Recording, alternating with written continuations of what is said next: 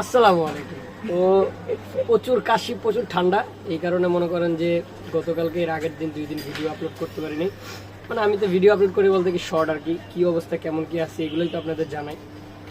ও আর এই পাঞ্জাবিটা দেখতেছেন, এটা 2020 সালে করোনার পাঞ্জাবি, বুঝতে পারছেন? তাও দেখেন এখন আমার গায়ে ফিট হইতেছে, তার মানে আমি এখনো চেঞ্জ হইনি। ওই আগের মতো মাঝখানে চেঞ্জ হয়েছিলাম, আবার আগের মতন হয়ে গেছি। এখন মনে করেন যে সেই পাঞ্জাবি এখনো গায়ে লাগবে, ঠিক আছে না বন্ধু?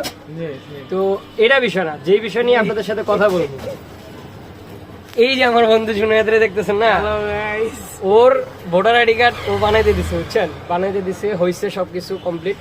কিন্তু বন্ধু কয় টাকা খরচ করছো? 60,000 টাকা খরচ করার পরে সে তার ভোটার আইডি কার্ড পাইছে, ঠিক আছে? ভোটার আইডি কার্ড করতে টাকা যায় নাই, গেছে হচ্ছে জন্ম নিবন্ধন করতে। জন্ম নিবন্ধন করতে কয় টাকা গেছে?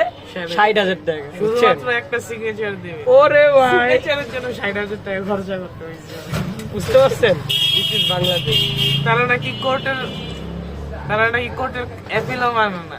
ও মানে আমার বন্ধু কোর্টে গিয়ে 10,000 টাকা খরচ করছে, ঠিক আছে? ও যে বাংলাদেশের নাগরিক এটা বোঝানোর জন্য ওখানে গিয়ে, মানে বাংলাদেশের নাগরিক তবে কোরিয়ার জন্ম।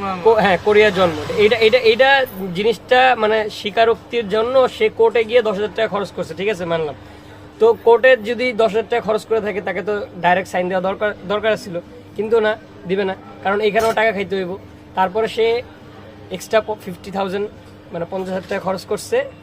তারপরে গিয়ে সে তার জন্ম নিবন্ধন পাইছে। জন্ম নিবন্ধন পাওয়ার পরে সে গিয়ে ওই নির্বাচন কমিশনের অফিসে গিয়ে আপিল করছে। তারপরে গিয়ে সে তার ভোটার আইডি কার্ড পাইছে। তার মানে তার টোটাল কত খরচ হইলো? ধরেন ভাড়া টাড়া সব কিছু মিলায় টিলা এভারেজ ধর পেয়ে গেলে 65,070 মতন তো চলে গেছে। তাহলে ধরেন 60,000 টাকা, 60-65 ধরলাম। বুঝছেন? আপনিও যদি করতে চান বন্ধুর লোকের যোগাযোগ করবেন, ঠিক আছে? কম টাকায় করায় দিব।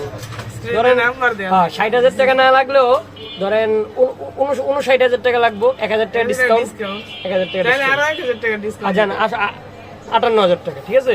আইন, এটা হলো বাংলাদেশ, বুঝছেন? সবাই টাকা খাইবে, সবাই ধান্দা। আল্লাহ হাফিজ। আর কিছু বলার নেই।